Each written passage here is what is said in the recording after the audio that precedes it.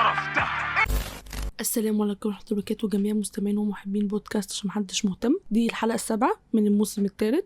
ولو انتوا عامة حبيتوا حلقة بحب السيما في الموسم الأول أو حبيتوا حلقة أزمة ورق في الموسم الثاني، فاحتمال كبير قوي تعجبوا بالحلقة دي. طب لو انتوا ما حبيتوش الفات أو ما كنتوش مهتمين عن المواضيع بتاعت الحلقات دي، مش معناه انك تقفلوا الحلقه وتمشوا، لا، معناه انك تكملوا الحلقه وتدوها فرصه لاخر كنوع من انواع جلد الذات، وحاولوا تسمعوا كده مواضيع مش مهم تسمعوها، وحاولوا برضو تسمعوا صوت التكييف اللي ورا ده عشان انا اكيد مش عارفه اقفله في الجو ده. وتنويه تاني برضو، كان المفروض يكون معايا ضيف فيه، بس الضيف بيتفرج على ماتش ليفربول دلوقتي، فالموضوع سيء خالص انتوا عارفين، واكيد انا مش اهم من ليفربول يعني. المهم، سبب الحلقه دي غير ان انا عامه بحب السيما وارفاكم بالموضوع ده، وعارفه ان في بعض الناس بتكتب لي كومنت لطيفه، او في واحد كده كان كاتب لي كومنت واعتقد ان انا مسحته مش عشان حاجه، عشان هو مثير للشفقه بالنسبه لي. كان كاتب كومنت بيقول لي وانت بتتكلمي على اساس ايه؟ هو اي حد شاف فيلمين يتكلم فيهم؟ انا يعني المضحك بالنسبه لي ان هو ساب كل الكونتنت حتى اللي فاتت. انا ولا درست علم نفس ولا درست اي حاجه وبتكلم عادي، وسبحان الله البودكاست اسمه عشان محدش مهتم. يعني انا مش شايفه وضوح اكتر من كده. انا واضحه معاكم من البدايه، انا شخص بطلع اقول كل الافكار اللي في دماغي. ما قلتش ان ده مبني على مصادر علميه، ما قلتش ان ده تحليل وتدقيق، ما قلتش ان انا محمود مهدي، ما قلتش ان انا اي حاجه تديكوا الفاليديشن تدخلوا تقولوا لي الكومنت ده. فانا مش فاهم الكومنت ده كتبه منين. والله سامحوا اللي رشح له المحتوى ده، يعني كان مرشح له مثلا ان انا الدحيح، يعني دخل لقى عبس طبيعي. في واحد جميل برضه كتب لي من يومين كومنت بجد، انا حبيت الراجل ده، ما اعرفوش ومعتقد ما يعرفنيش برضه، كتب لي اكتر محتوى مسايكب على اليوتيوب، وعنده حق يعني منطقي. اللي بيضايقني بس حاجه واحده، مش ان هو قال مسايكب خالص، هو عنده حق، بس ان انا كل ده بحاول امسك نفسي ما يكونش محتوى مسايكب. فتخيل انا كل ده وانا بكنترول، ما بالك بقى لو انا فتحت سيد احمد ضحكه وسبت لكم دماغي، هتقولوا ايه اكتر من مسايكب يعني. المهم، السبب الواضح اللي انا عملت الحلقه دي عشانه هو ان انا من فتره كده في منصه كده للمشاهده، يعني تم اجبارنا عليها، زي البيستاشيو اللي تم اجبارنا عليه برضه. بجد والله تحس انه موجوده في كل حته. بفتح باب الشقه الاقيها في وشي، بفتح اليوتيوب الاقيها في وشي، بفتح التيك توك الاقيها في وشي، بفتح انستجرام وفيسبوك الاقيها في وشي، بفتح اي منصه للتواصل مهما كانت بلاقيها في وشي. فانا مش عارفه اهرب منهم فين، بس قلت عادي يا بنت، منطقي. اي منصه بتبقى طالعه جديد بتبقى عايز تعمل كامبين ان هي تبوش كده الادز بتاعتها في كل حته، وده نوع من انواع الماركتنج، انها تزهقك بحاجتها، انها تبقى 24 ساعه بتشوف المنصه دي. مش مشكله، قلنا عادي منطقي. بدات المنصه من بعد كده تنتج، قلنا برضو عادي، ما ده المسار الطبيعي لاي منصه للمشاهده عامه دلوقتي، زي شاهد او واتشت. شاهد مثلا بدات بالاول باعمال كتيره، وبصراحه يمكن المنصه الوحيده اللي بدات باعمال تقيله كانت شاهد. يعني انا فاكره من اول اعمال شاهد كانت في كل اسبوع يوم جمعه، وده عامه عمل انا برشحه لكم وانا مغمضه عينيا. انا ما اعرفش انتوا بتحبوا ايه، بتتفرجوا على ايه، بتتابعوا ايه، بس انا متاكده ان هو هيعجبكم من كل نواحي. يعني ما عجبكوش القصه هيعجبكم التصوير، ما عجبكوش التصوير هيعجبكم الديكور، ما عجبكوش الديكور هيعجبكم الممثلين. مره حد من صحابي لما انا برشح له مسلسل قال لي ما بحبش اسر ياسين، ما تخافش، اسر ياسين ما نطقش من اول مسلسل يعني كده ما عندوش كلام في السكريبت، فانت لو بتتضايق منه او بتنزعج مثلا من صوته او من طريقه تمثيله ككلام مش هتتضايق. وحتى رغم ان هو ما عندوش مساحه الكلام كان بيمثل حلو جدا. وعلى فكره ده مش اول دور اعتقد اسر ياسين يمثله من غير كلام، يعني فرش وغطا كان من غير كلام خالص. تخيل الممثل الوحيد اللي ما بيتكلمش بجد، وكان عمل كويس جدا. فكذلك برضه في كل اسبوع يوم جمعه. فعامه انتاجات شاهد الاولانيه كانت كويسه جدا، او على الاقل معظمها كانت من ضمنهم في كل اسبوع يوم جمعه. واتشت عملوا حاجات وحشه، بس اعتقد من الحاجات الحلوه اللي تذكر لهم الواضحه تحقيق كان من اكتر الاعمال الكويسه جدا انتاجيا ليهم. اختيار حلو، كتابه كويسه، وكانت تجربه اولى المعظم يعني الكاتب او المخرج، بس كانت تجربه محترمه نظيفه كواليتي ممكن ترشحه لاي حد. فمسار طبيعي ان اي منصه تنتج مسلسل. قلنا ماشي، المنصه دي انتجت مسلسل. اخراج مين يا جماعه؟ تامر محسن، اللهم صل على النبي. يعني كده احنا بنقول بس احنا رايحين بس. فتامر محسن عامه على مدار اخر 3 سنين ادى للناس القابليه ان هم اول ما يسمعوا تامر محسن على طول يجي في بالهم انه ده عمل كويس. تامر محسن من 2-3 ساعات لما نزل هذا المساء ما كانش معروف كفايه الناس تثق في عمله، بس بعد هذا المساء وبعد سلسله من اعماله زي لعبه نيوتن وهكذا، لا الناس خلاص اول ما تشوف تامر محسن على التتر او على الافيش او البوستر خلاص هم يضمنوا انه على الاقل في مشاهده كويس. يعني تامر محسن مش هيقبل بسيناريو قليل، مش هيقبل بممثلين نص كم، هيختار سيناريو وممثلين كويسين. فتمام. ومين والله ممثلين؟ علي قاسم حبيب قلبنا، او حبيب قلبي، ما اعرفش حبيب قلبي كنت ولا لا، بس هو حبيب قلبي كده. اسماء جلال كويس، منتشره الفتره دي وبتمثل حلو وبتدخل في ادوار مختلفه. تمام. طه دسوقي حلو وشكله من واضح من الاعلان ان هو مش كوميدي قوي، فندي للراجل فرصه برضو حرام. وقلنا بقى فاهمه، وعملوا بقى كامبين وان بريمير للعمل وكلام جميل قوي كده. المسلسل مش وحش، مش هقدر اقول مسلسل وحش. انا برضو لقيت ناس كتير بتقول ايه ده المسلسل ده سيء واسوأ اعمال تامر محسن. ممكن كمقارنه بباقي اعمال تامر محسن وحشه، بس لو انت اتفرجت على المسلسل ده وانت مش عارف ان تامر محسن المخرج ممكن يعجبك المسلسل، او ممكن يعني تعديه. لكن انه ده اخراج تامر محسن ممكن يضايق، مش عشان اخراج تكنيكس، بس عشان الناس تعودت على قيمه معينه فنيه بيقدمها تامر محسن ما قدمهاش في العمل ده. بس هو كان رده اعتقد واضح، قال ان هو كان بيعمل نفسه يعمل عمل زي الافلام اللي ابنه بيشوفها، يعني ابنه ما بيفرجش على افلام مصر، فمنطقي برضه نقدر الراجل بيقدم عمل لابنه، يعني مش هنعترض يعني. بس ماشي، انا بالنسبه لي كان عمل مقبول، مش سيء ولا وقع في معرفش مين. الناس كلها كانت بتقول ايه ده ازاي تامر محسن يعمل كده. حاسه ان هو استراحه محارب، يعني مش هنمسك للراجل على الواحد. طبعا العمل مش رديء لهذه الدرجه، مش هنرخم على الراجل يعني. نفاجئ بعديها بعمل لطيف قوي نزل مؤخرا وتعمل له بقى ضجه وكامبين ويلا ماركتنج ويلا نجيب كل الانفلونسرز اللي دمهم تقيل على السوشيال ميديا ويلا نجيب ناس انا اصلا بستسخفهم موت، اللي هم كان في حلقه تحفه قوي بجد. انا ما اعرفش انتوا عارفين هذا الشخص ولا لا، بس مش عارفه الناس بيقولوا مش عارفين هذا الشخص، يعني كده كده ممكن تكونوا عارفين ومش عارفين. ان انا احمد بيه عامه انا بحب الكونتنت بتاعه قوي. كان عامل حلقه عن جرائد الكترونيه، الاشخاص اللي بيقوموا بدور الجريده، هو بتاع يقول الاخبار والجوسبس. هي حرفيا مش اخبار، هي جوسبس، حاجات محدش مهتم يسمعها اكتر من المحتوى اللي انا بقدمه. المهم يعني هو جابوا الناس دي كلها يتكلموا على المنصه دي، جابوا كذا حد بيقدم كونتنت انا بحبه جدا، منهم ضمنهم محمود مهدي، ونعمل كامبين. فانا مش تحمست عشان هم جابوا اشخاص، الموضوع مش فكره كده. تحمست عشان الكرو ممكن يدي مساحه للتحمس. تعالي نمسك واحد واحد. اول حاجه انا عبد العاطي كان بالنسبه لي تجربه، اقول انا عايز اتفرج على الراجل ده، عايز اشوفه بيمثل ازاي. عبد الرحمن محمد بالنسبه لي من الطف. محمد عبد الرحمن، سوري انا عكست. محمد عبد الرحمن مثلا من الطف الممثلين الكوميديين مؤخرا مثلا في كذا عمل.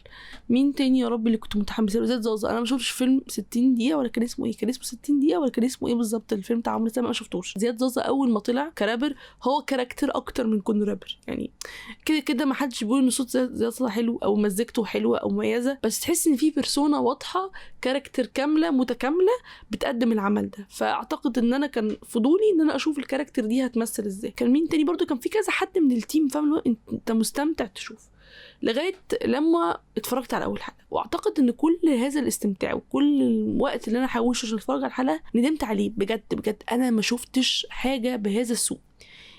تعالوا بس اول حاجه في اول حلقه كده ممكن تستفزك، انه في كده زي مونولوج كده طويل لمحمد عبد الرحمن وهو بيتكلم عن برستيج المكان فيه. بجد يا جماعه كل افاته بقولها ما بتضحكش، افيهات انا حرقه الافيه من قبل ما هو يقوله، انا حرقه هو هيقول ايه، يعني انا مش حاسه انه في حاجه بتضحك. وطريقته تحس ان هو بيمثل، يعني في جماعه تحس انه ممثل بيمثل. انا ده احساسي جدا، ودي حاجه انا فاتي ما حسيتها لما شفت اي عمل محمد عبد الرحمن مهما كان سوء العمل. يعني في اعمال تحت بير السلم، اعمال ما حدش يعرفها غير انا وخمسه، محمد عبد الرحمن كان بيمثل فيهم حلو، فليه هو طالع بيمثل ان هو بيمثل؟ فدي كانت حاجه جدا مستفزه بالنسبه لي. ناتي بعد كده للشيف اللي هي البنت السوريه من هنا. ايه اللهجه دي يعني؟ والله بجد كان في حد من يوم بيتكلم عن فكره ان هو عامل زي جمال سليمان لما كان بيتكلم مصري سوري، هي دي نفس الفكره. فلا موضوع رداءة مش طبيعي. سوري فلاحي، ده سوري من سوريا ببلد، اكيد ده مش سوري. ويا جماعه يعني في ممثلين سوريين كتير في مصر حاليا متواجدين في مصر، كان ممكن نكلمه. يا سيدي انت عايز تدي الواحده التشالنج بتاع ان هي تتكلم سوري، تمام. والله العظيم في جمله انا بحبها جدا ليسر نصر الله لما كده حضرت له ندوه، قال انا مش عارف ليه المخرج بيختار ان هو يجيب ممثل ويلوي دراعه في التمثيل، ان هو يجيب ممثل مثلا بعيد كل ما هو في بعد عن الدور ويتحداه ان هو يطلع الدور ده.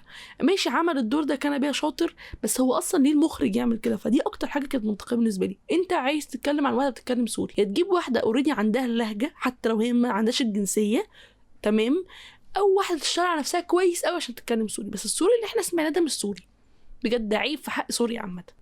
عامه عمرو سلامه، بما ان احنا بنتكلم عن عمل هو برستيج، انا عمرو سلامه عندي معاه بعض الملاحظات. انا بحب يعني افكار كتير طرحها في اعماله، يعني من اول لا مؤاخذه او اسماء بالنسبه لي هم اكتر عاملين على فكره انا بحبهم جدا. عمرو سلامه معظم الاعمال اللي بعدهم كان في بوتنشال الفكره الحلوه، بس انا بحس ان هو بيمسك الفكره الحلوه دي بيهينها، بيهنا بحاجات بقى ممكن ما تكونش مقصوده منه، ممكن تكون من الكرو، انا ما اعرفش، بس بالنسبه لي هي اهانه للفكره الكويسه جدا اللي معاه. ومن اولها شيخ جاكسون، انا بحب جدا فكره شيخ جاكسون، بس بالنسبه لي كان في حاجات كتير في التنفيذ بتاعه الفيلم ما كانتش مقنعه، ما كانتش حلوه، ما كانتش مركزه قوي على التركيز كله على قد ما انا كنت مركز على ايه الشوت اللي يوديني المهرجان. مع احترامي كام عمرو سلامه، بس انا كده احسن مثلا ما شفت شيخ جاكسون. بس اسماء مثلا فكره مصريه جدا وحلوه جدا وفكره جدليه قوي عمرها ما اتطرحت في السينما المصريه، وهو كان ليه الجرأه ان هو يطرحها مثلا.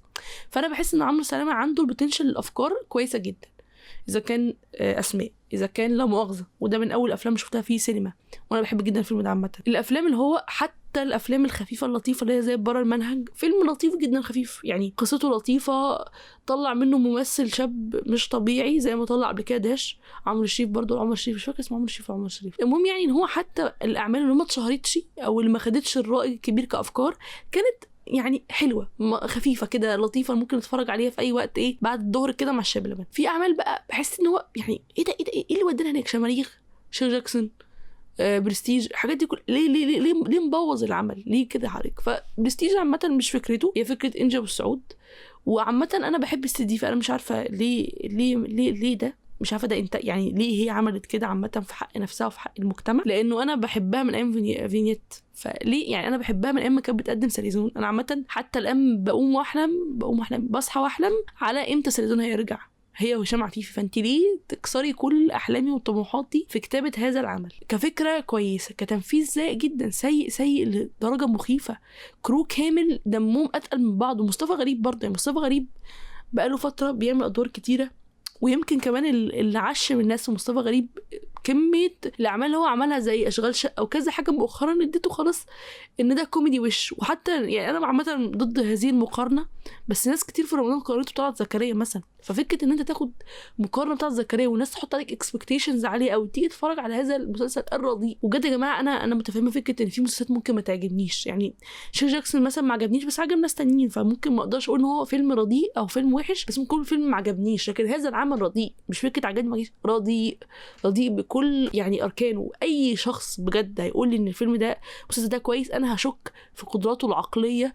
وبجد مش مهاجمة والله، ولا إن أنا بهاجم، كده بهاجم، ده حاجة تانية. بس بجد يا جماعة أنا هشك في قدرات أي إنسان يقول لي إن العمل ده جيد. مش أقولك جيد، لا ده مش عمل جيد، ده عمل فيه يعني تقصير واضح جدا من كذا طرف في حاجات كتير. مشاهد كانت فيها اوريدي غلطات في الريكور وفي الحركه مثلا، ده ابسط شيء. فيعني انا مش بكلمك بس من ناحيه الفكره، لا تكنيكاليتيز في حاجات كتير واقعه وباينه ان هي واقعه. صوت اصلا انا فاكر ان اول حلقتين انا ما كنت سامعه كويس، في مشكله في الصوت واضحه، يعني في دوشه كتير واصوات بالنسبه لي خافته، انا مش عارفه اسمع الكلام كويس قوي، ولما عليه صوت احس ان برضه مش سامع حاجه. فلا كانت في مشكله واضحه كتكنيكال وايز وكفيلم او قصدي ككونتنت واضحه سيئه جدا.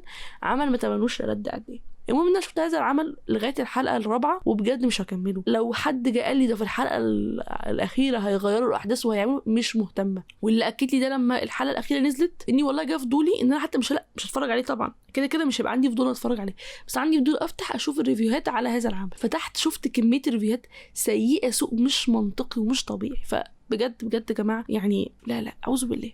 المهم يا جماعه اللي شجعني اكتر ان انا اتكلم ده ان انا كنت النهارده بالصبح بتفرج على حلقتين ما كنتش اتفرجت عليهم في حلقات الزياده بتاعت تشتري مني، وحلقتين كانوا نفس الضيف يعني عبد الرحمن مجدي، وكانوا بيتكلموا عن الانتاج او يعني الاعمال اللي اذا كانت دراميه او السينمائيه اللي نزلت على مدار او اول الالفينات. وهم نفسهم يعني كانوا بيتفاجئوا لما بيقولوا انه في السنه دي نزل كم اعمال مش منطقي، بالسبع والثمان اعمال تقال موت، يعني دول بس التقال، يعني ظهر اوريدي اعمال تانية غيرهم، بس دول 8 اعمال مثلا سينمائيه كبار جدا في نفس السنه، ومن ضمنهم ممكن يكون ممثلين بيعملوا بدل الفيلم 2. فانت كنت مستغرب من الغزاره الانتاجيه ومن الكواليتي الفني. يعني انا مش ماشي سيدي، انت دلوقتي ما عندكش نفس القدره انك انت تطلع نفس الغزاره الانتاجيه دي، ما عندكش القدره ان انت تطلع 5 6 8 9 افلام حلوين، لكن طلع لي 3 في السنه بس حلوين. يعني مش ما تطلعليش عدد كبير في السنه بس طلع لي حبه قليل مظبوطين كويسين، محتوى مظبوط، ممثلين مش مسكاست خالص، مش ممثلين حفظناهم من كتر ما ظهروا على التتر او على الافيش. يعني بجد في ممثلين خلاص زهقنا من كتر ما هم موجودين في البوستر، انا ممكن اتخيل وجودهم بعد كده في اي بوستر من غير ما اشوف البوستر ايه. يعني الموضوع بقى سيء قوي والتمثيل بقى رديء موت. ودي حاجه انا اوريدي اتكلمت عليها في ازمه ورق، انه بعض الممثلين بيستسهلوا التمثيل او بيعتبروا انه انا هتفرج على ريفرنس على يوتيوب وعلى تيك توك او على عمل درامي سابق هيديني ريفرنس الكاركتر اللي معاه. وده من اكتر الحاجات اللي بتخلق فكره الستيريوتايبس عامه اصلا. ورغم انه يعني انا اكتر حاجه بتضحكني انه دلوقتي اعتقد بقت في ورش تمثيل اكتر من زمان، ليه برضو عدد الممثلين كويسين سيئين؟ يعني قصدي عدد الممثلين كويسين قليلين جدا. يعني احنا زمان ما كانش عندنا ورش تمثيل وكان عندنا عدد ممثلين لا بأس منه بيمثلوا كويس، مش هقول لكم تحفه وغول تمثيل، بس بيمثل حلو، بيمثل المفروض عليه. الكومبارس بيمثل هو كومبارس، دور تاني بيمثل دور تاني، ما بيجودش ما بيغيرش في حاجه، الراجل اللي بيمثل بمنتهى البساطه. ليه بقى احنا افورنا؟ ليه احنا تدعينا وحتى كمخرجين يعني احنا اعتقد ان احنا كان عندنا عدد كبير من المخرجين في السينما في اول الالفينات اكتر من دلوقتي.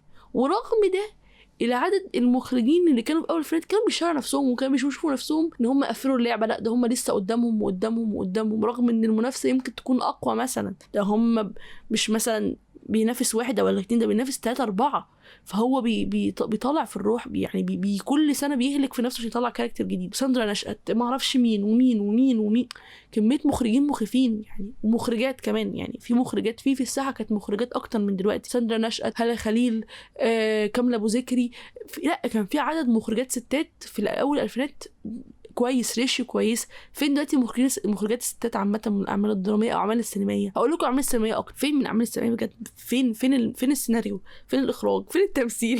فين الفيلم؟ يعني ما اقدرش برضو انكر عشان ما اكونش ست يعني بتتبلى على السينما ان في اعمال تحفه اتوجدت في اخر 10 سنين، بس هي اللي يضايقك ان هي عددها مش كبير. يعني اخر حاجه ممكن اقول ان عجبتني مثلا في السينما كانت البحث عن منفذ السيد رامبو. ده فيلم عظيم جدا، فيلم تحفه، ولو جيت بصيت عليه على فكره هتلاقي انه مخرجه مش مخرج تقيل ولا معروف ولا اسمه ناجح ولا خالص، وممثل عصام عمر يمكن تكون دي اول بطوله ليه في السينما لو انا فاكره صح برضو.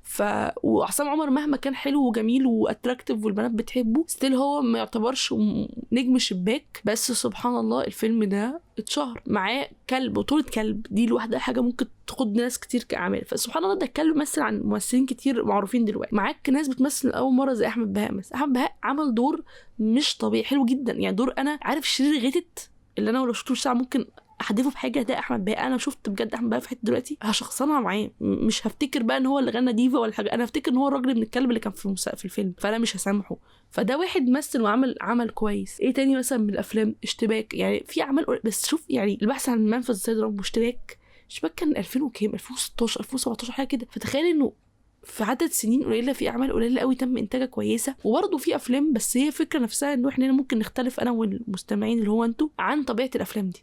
يعني بعض الافلام اللي انا بحبها وشايفه ان هي انتاج سينمائي مصري افتخر بيه ممكن تبقى للبعض مش محببه، لان هو للبعض بيسميها افلام مهرجانات او افلام مستقل. ما عنديش مشكله انه يكون في تنوع. يعني انا بحس ان الالفينات كانت فيها العدد من الانتاج الكوميدي والمقاولات والمستقل. وعلى فكره انا مش ضد افلام المقاولات، عشان انا بكره فكره الناس بتكره فكره افلام المقاولات وشايفين انه ملهاش معنى.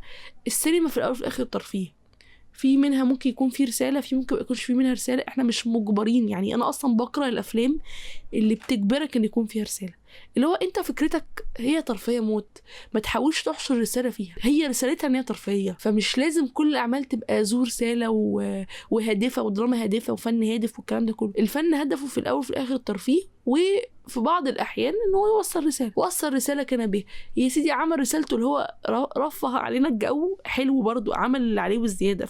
فانا مش ضد افلام المقاولات، بس انا ضد فكره الريشيو البايظه. يعني ان يكون في ريشيو متعادله في الافلام المصريه، انه والله في نسبه افلام مستقله فاللي بيحبوا افلام مستقله، في نسبه افلام مستقله تنزل حلوه جدا في السنه وبتاخد دعم مادي واضح، قصادها في افلام مقاولات لطيفه جميله بنقضي بيها العيد او اي مناسبه سعيده تروح بيها الاسر او ايا كان. ايه افلام كوميدي اسمها كوميدي، ما اسمهاش كوميدي بس على البوستر، هي كوميدي بجد رومانسي اكشن، يعني كل الحاجات دي ريشيو متوازنه. انا بحس ان احنا مؤخرا ماشيين بموضه الترندات. والله احنا السنه دي كل المسلسلات بتتكلم عن نفس التوبيك، كل المسلسلات بتتكلم على نفس الحاجه، كل الافلام بتناقش نفس الفكره، مفيش تنوع، مفيش حد بيطلع بره الصندوق. بحس انه الناس كلها بيشوفوا من بعضهم السكريبتات. يعني المؤلفين بيقعدوا مع بعض قبل الموسم الرمضاني، انت بقى عملت ايه، وهم مروحين يغيروا كل الحاجات عشان يقلدوا بعض، وخلاص كده هنقدم الموسم الرمضاني كده. ما فيش تنوع. يمكن السنه دي شويه كان الافلام مسلسلات كتيره كعدد، في منهم الرديء طبعا مش هنختلف معاكم في ده، بس شويه كان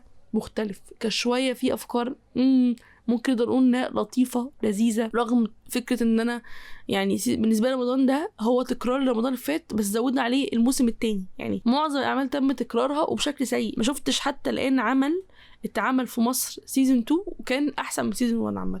ما شفتش، لان المعظم بيعمل فكره انه انا ضمنت النجاح بتاع العمل ده، فانا مش هخرج بره السيف زون بتاعي او الكومفورت زون بتاعي وهعمل نفس الشيء. مش هعمل نفس الشيء ده، انا هعمل اسوأ من الشيء نفسه. فدي كارثه فنيه. ممكن اسمي الحلقه دي كارثه فنيه، ممكن، او استغاثه فنيه. انه يكون في ريشيو منطقي للاعمال، انه الممثلين ياخدوا حقهم، ان الممثل اللي كبر يمثل ان هو كبير، ما يقعدش يحشر نفسه في عمر مش عمره. انه الممثلين يا جماعه يبطلوا يعملوا فينيرز وحاجات لسنانهم لادوارهم، ادوار ناس طبيعيه. بطلوا اوفر داست واوفر يعني كل حاجه في دوركم. في والله يعني حد لطيف قوي قال انا عمري في حياتي ما اقدر ادخل عمل وانا بزعق فيه. حضرتك بتمثل ايه؟ يعني انا حضرتك بتمثل ازاي؟ طيب فانا فاهمه ان التمثيل ليه مدارس. يعني انا اقول لكم مثلا على ابسط شيء قبل كده، يعني في مدرستين في السينما، او في مش مدرستين وفي مدارس في السينما، بس انا قصدي من ناحيه التمثيل ان في اشخاص زي ما قلت لكم مثلا زي ما يسري نصر الله قال انه انا ضد فكره ان انا اجيب ممثل انا عارف ان هو الكاركتر بتاعته كتمثيل او كطريقه هتيجي مع الدور ده، ودي الدور عكسه قوي عشان قلوي دراعه ان هو يمثل ده. فدي طريقه ان انا مش هقعد اخد لازمات من كاركترز وتقمص شخصيه. لا، انا بمثل وبستحضر الشخصيه مش بتقمصها. وفي ممثل يشوف لا انا لازم اتقمص مع الاستحضار الشخصيه، اتقمصها كبادي لانجوج كلبس ككل حاجه. فالمدرستين دول مش غلط مثلا. فانا قصدي انه التنوع الفني ده مش وحش. انا مش مثلا بقول والله ان مدرستي وحشه، لا، انا بقول ان في كارثه فنيه. انا بقول ان في عناصر مش موجوده في الفن عامه. يعني هقول لكم على حاجه مثلا، انا برضو من ذكر الافلام ان انا ما ذكرتش ان هي عجبتني قوي وممكن اتكلمت فيها في الحلقه اللي كنت عاملاها مع الجميله العزيزه سلمى في حكايه التلات، وهي عن فيلم دخل الربيع يضحك. الفيلم ده اتعرض في مهرجان القاهره، لم يعرض للاسف في سينمات، واتمنى انه يعرض في سينمات قريبا عشان ارشحه لكم تروحوه. عشان بالنسبه لي اللي حب 80 باكو فكده هيحب داخل الربيع يضحك. انا كنت شايفه رايي وما اعرفش بقى الناس تختلف او تتفق معايا، 80 باكو متاخد جزء كبير منه قوي من داخل الربيع يضحك، ببعض الكاركترز، ببعض اللازمات، ببعض الحبكات يعني الدراميه، لان هي متاخده منه بشكل واضح وصريح.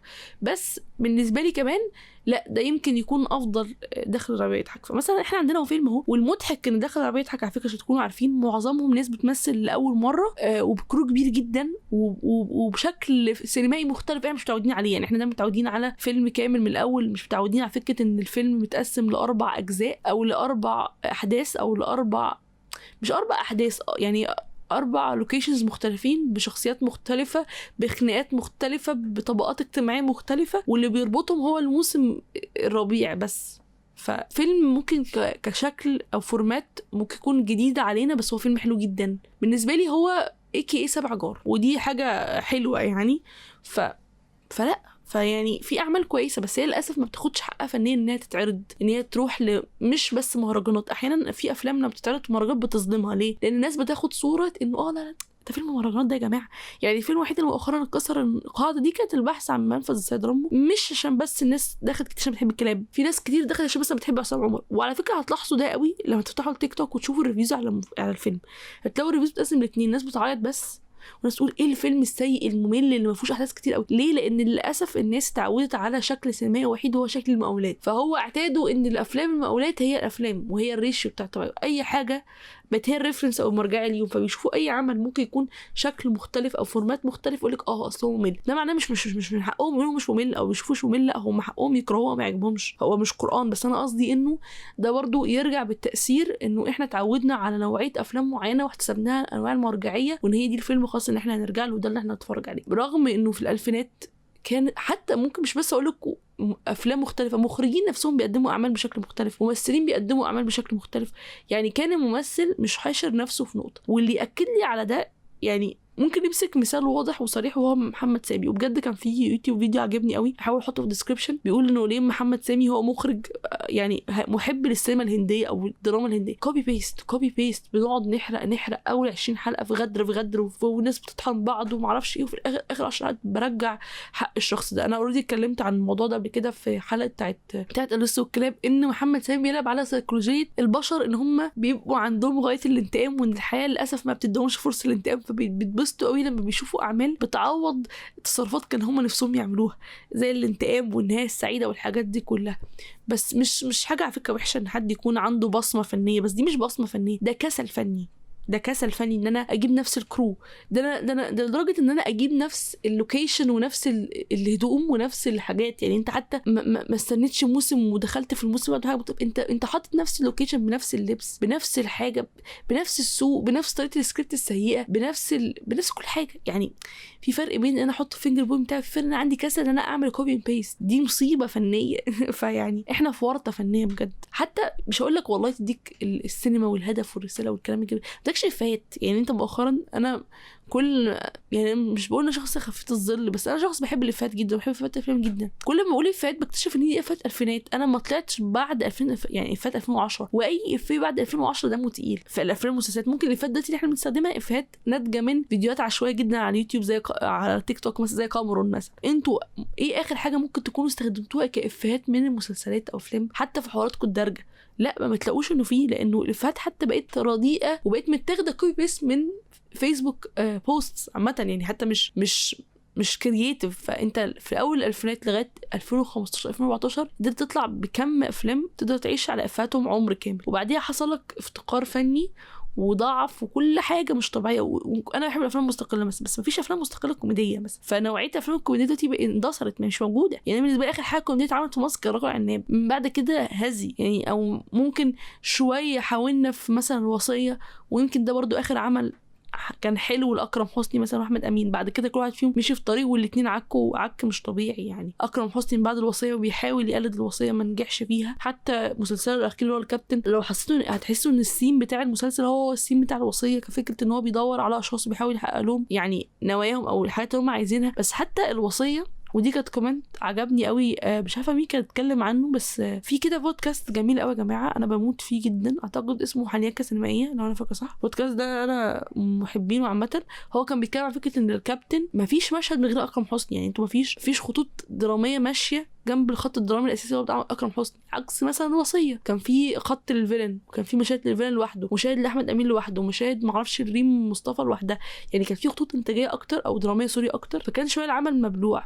فيمكن يعني حتى الوصيه ممكن ما طلعش افيهات غزيره، بس كان لطيف يضحك. لكن من بعد كده مفيش افلام ولا مسلسلات بالجوده الفنيه بتاعت مثلا رجل عناب مثلا. دلوقتي يشوفوا ممكن ما خدش حقه اصلا لما نزل، وممكن ما اتشهرش كتير لما نزل وما خدش حقه كعرض، بس شوف افيهاته عايشه لغايه دلوقتي زي، ومتاكده ان هي هتعيش. وكل سنه او كل جيل هيطلع جيل يكتشف العمل اللي هو رجل عناب بعد ما الناس نسيته، ويرجع يرجعه تاني للسوشيال ميديا او للواقع اللي بيحصل او للحاضر، وناس تقعد تعيد في افيهاته تاني، لان هو عمل متعوب فيه بجد، متعوب فيه بمعنى الكلمه، مش افيهات مواقف حاليه. يعني هو مش معتمد على ترند بيحصل دلوقتي فيطلع عليه افيه، مش اخد ساوند على تيك توك مقلده زي مثلا الاستسهال الفني اللي كانوا واخدين مثلا، زي مثلا مسودي طلعت عملت اللي هو الشارع اللي وراه. نص الاعمال الدراميه اخده نفس الكلمه. طب يا جماعه يعني ما بيقولوش ان انتوا ضعاف فنيين قوي لهذه الدرجه. يعني انا بحب سوزي جدا على فكره بعيدا عن اي حاجه، بس ما بيقولوش ان انتوا بنيتوا سكريبت كامل على افيه اتقال على فيديو على التيك توك. ده افيه مش هيعيش، وكذلك العمل ده مش هيعيش يعني بالتبعيه. فلا لا احنا في ورطه فنيه.